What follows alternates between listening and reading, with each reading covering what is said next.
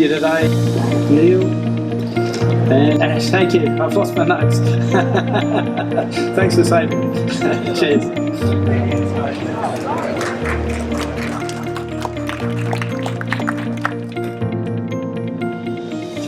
Checking down there. Yep. Thanks, mate. Are we on? A bit closer. Okay. We're in the collaboration theatre, so we thought we'd talk about collaboration.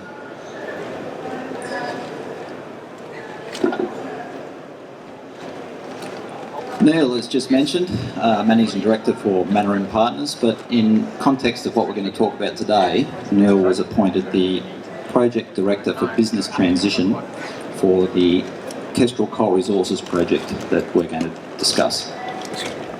Thanks, Ash. Ash is the Director of Pulse Mining Systems and was the leader of the ERP employment that we did for the Kestrel Coal Resources acquisition by EMR and Adaro Energy earlier this year. Thanks, Ash. Our first slide sets the scene. Mission impossible. Is it really? So back in March of this year, I was approached to become the Project Director of the business transition, the acquisition and ownership transfer from Rio Tinto to the new owners, EMR Capital and Adaro Energy. In that process, we formed Kestrel Coal Resources, which is now the company that owns the Kestrel mine. We had the question in front of us, can we do a business ownership transition and employ new systems into that business in just 4 months? Well, we're here to tell you how we did it, and Ash is going to help me do that throughout this presentation. So as you've no doubt all experienced, IT projects can be difficult and often they don't go to plan. So today we'll talk about how we delivered on time and on budget a very complex project which in fact included creating the company that was going to own the asset and employ new systems to allow that company to operate effectively. So how did we build the project team? We'll talk about that.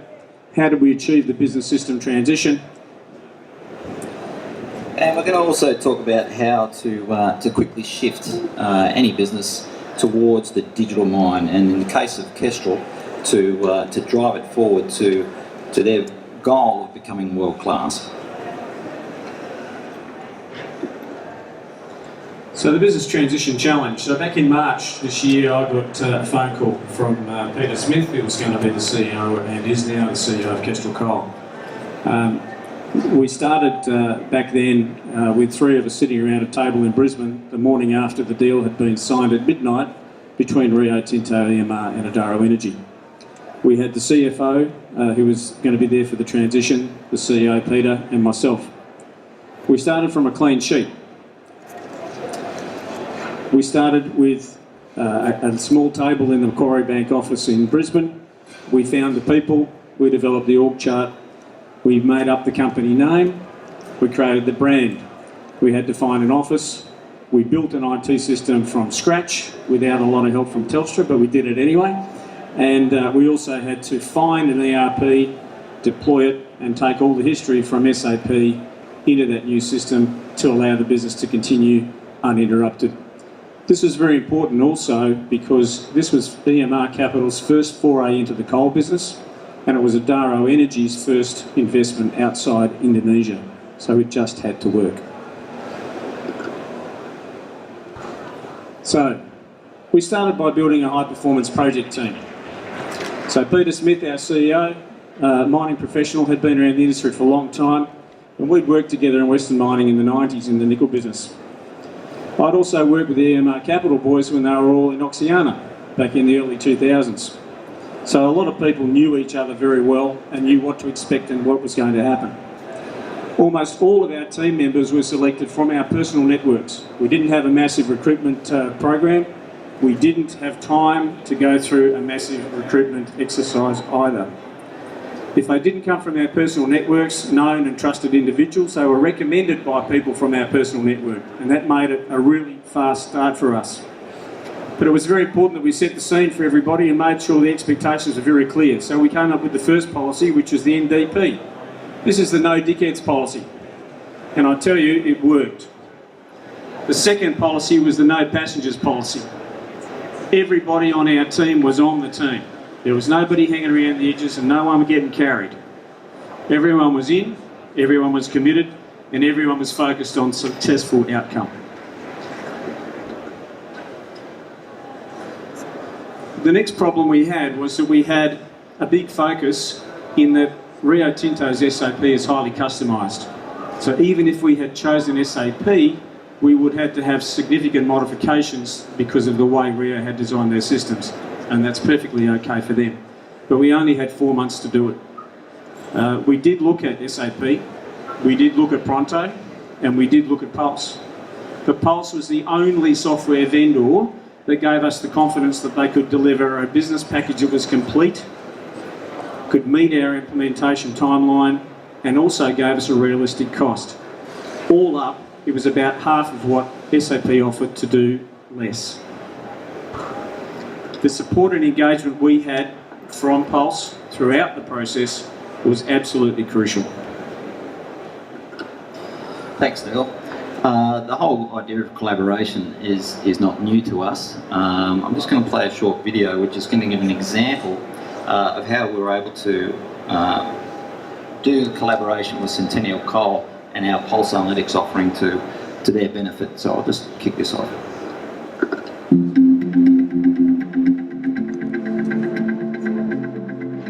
Pulse Analytics has been introduced across a variety of initiatives at our mine sites as part of our reporting and our data analysis. We look at it and view it every day, if not every shift. It's part of our tactical review management system, and we do that through multiple levels of the mine site, from the face level right through to team management. We're experts at mining the coal, and we're good at our mining processes, and we're good at our machine engineering. What we're not experts at is how to present the data to the guys.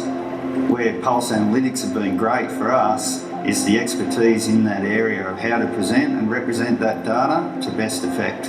It was important for us to go from our older systems, which were reviewing our processes on a 24-hour basis or even later, to a real-time review process whereby at the end of the shift we could actually have the team, while it's still fresh in their head, analyse how they went for the shift and how we could improve, or if we went well, to actually recognise and acknowledge the success of that shift. We want to be able to see reasonably quickly, without having to do a lot of detailed analysis, where our big issues were, and that's very, very easy to do with the visualisation, the colours and the bar charts. In my 32 years operational experience, I've found that miners are very competitive, and if we give them the challenges, if we set the targets that are achievable, they'll go out and do their utmost to get them. Being able to see that our data is accurate, it's reliable, means that we take much more of a keen interest in being able to say that we've beat the other shifts. So being able to have that information available for us and have it be accurate is really good for us to narrow down to how we can perform and where we can pick up and improve our performance overall. And that's part of the success, is that we now have everybody within Centennial Coal all looking, talking and measuring the same elements of our process.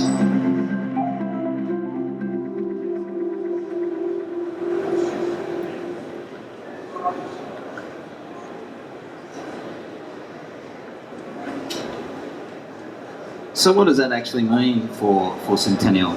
Sure, they got some nice dashboards and things, but in real terms, just looking at one of the advantages they got out of implementing our Pulse Analytics was a key KPI that they track, which is time to first coal, TTFC, measuring the time it takes from the start of the shift to when they actually start getting coal out. When we switched on the system, which was reading the current in the cutter motor of the head of the continuous mining unit, drilling into the face, it was coming up as 3 hours or 180 minutes. And this was shown to the CEO of Centennial at the time, and he said, "No, I know that's wrong, because all the reports I get are that it's 120 minutes." And the tech guys from Centennial said, "Well, actually, it is 180 minutes. They might be writing 120 minutes on their deputy sheets, but in real terms, it's 180 minutes." Said the CEO. Pleased to report that within a couple of weeks, they actually brought it back down to 120 minutes. So the productivity gains that they have achieved through that is in the order of $10 to $20 million per annum. In our case, for the transition of the ownership and acquisition of Kestrel, failure was not an option. I know that's a quote from the Apollo 13 movie, and that's okay. But in my ERP deployment plan that I wrote for the team in the last few weeks, success was all about achievement of the outcome that we wanted. One of our directors said, look, it's okay to quote Apollo 13, but please don't start quoting the darkest hour. When you do, I know things will be going badly.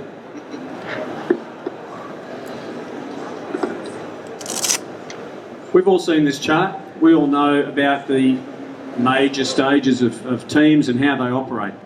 But rarely do teams actually get to the fifth level, which is adjourning, which is actually finishing the job and having the team disband and go home onto something else. The adjourning stage means that you've actually achieved your outcome. And in our case, we focused on the outcome all the way through, which meant that as part of our task was of building the new organisation, populating it with good people, we were ready to hand over at the end of our project to people that we had put in place to run the business for the longer term. And that was very important for Kestrel.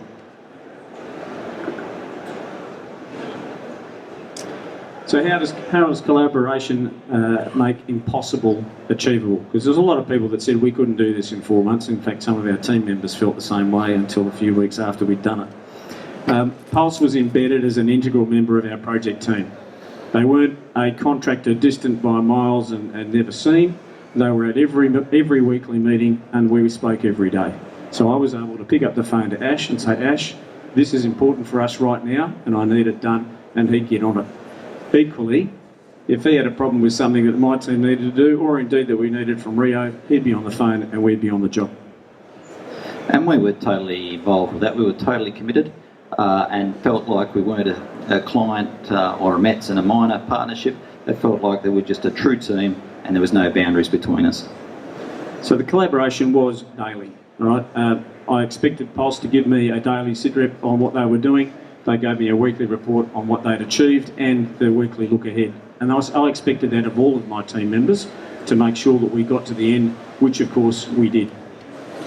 And as Neil mentioned earlier, we were just purely focused on the outcomes. Everything that got in the way of us achieving those outcomes was when we picked up the phone and spoke to Neil and his team and said, guys, we've got a problem, let's resolve it now.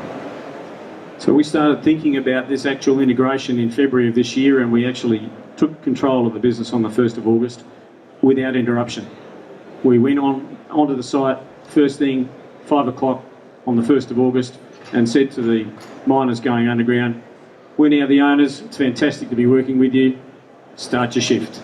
We didn't take a day off to talk them through how things were going to be. We didn't take a day off to tell them about new safety systems. We said, keep going as you've been going, we believe in you, crack on. And we did the rest. Okay, so the collaboration side was set. We also needed to be agile to achieve things. So people over processes and procedures. Having the right people in the right roles was utterly critical, and that was both on Neil's side and on our side.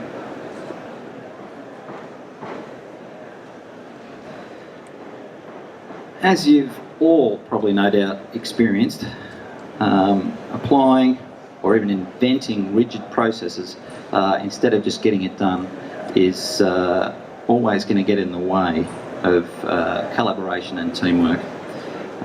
In this particular project's case, we ran up against this a few times.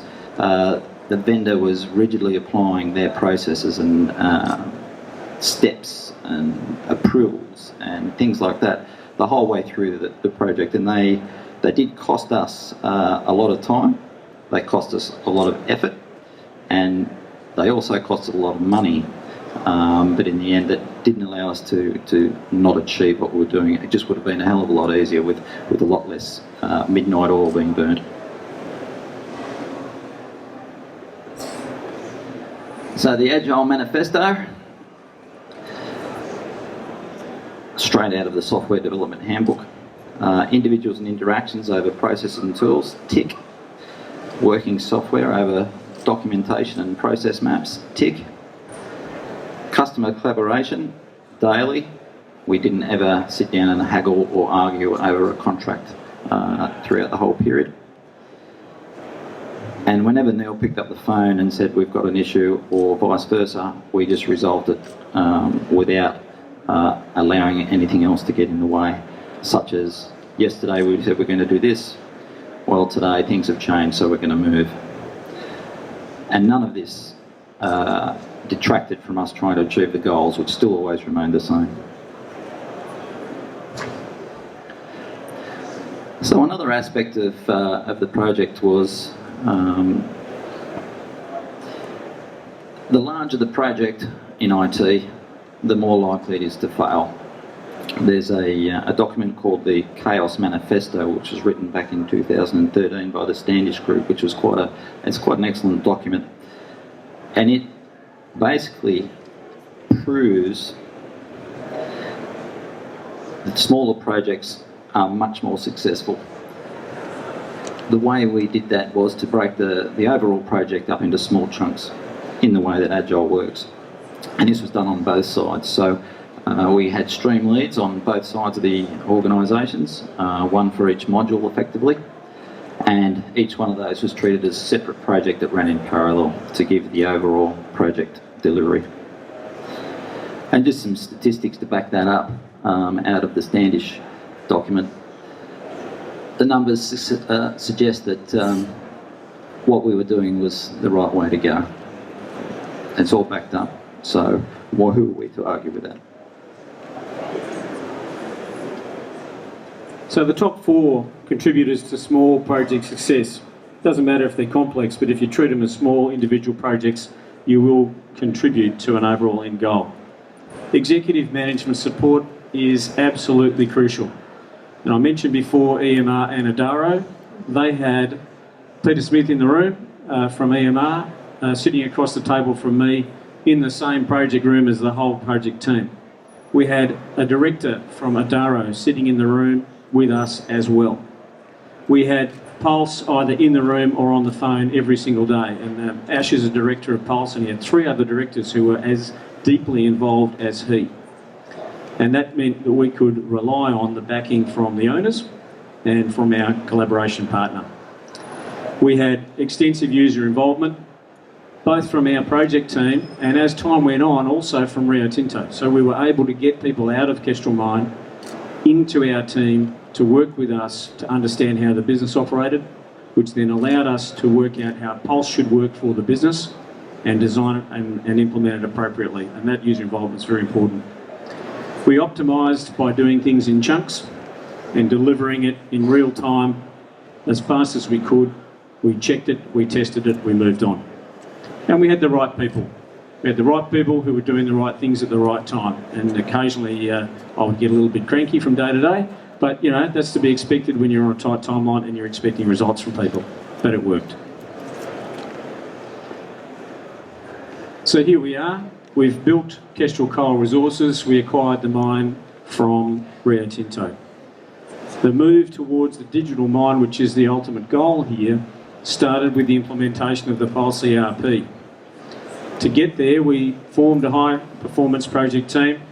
We won and secured and maintained executive management support throughout. We built partnerships with our IT provider, with our ERP provider and others that we needed to work with. We got small wins every week. We made sure that we kept going and we locked those wins in. And Kestrel Coal Resources' journey began with the selection of us, the implementation of our ERP package and analytics. And using those analytics moving forward, they're using that to monitor their critical operations, which is propelling them towards their goal of becoming a world-class digital mine. So that concludes what we're going to tell you today, and we'd be happy to take questions from you either at the Pulse stand over at E68 or as we walk back through the audience. And thank you very much for being here with us. I think you'll know from your own experience there are others who will offer to do project management and ERP deployment for you. but there'll be no one else that can do it like we did. Thanks very much.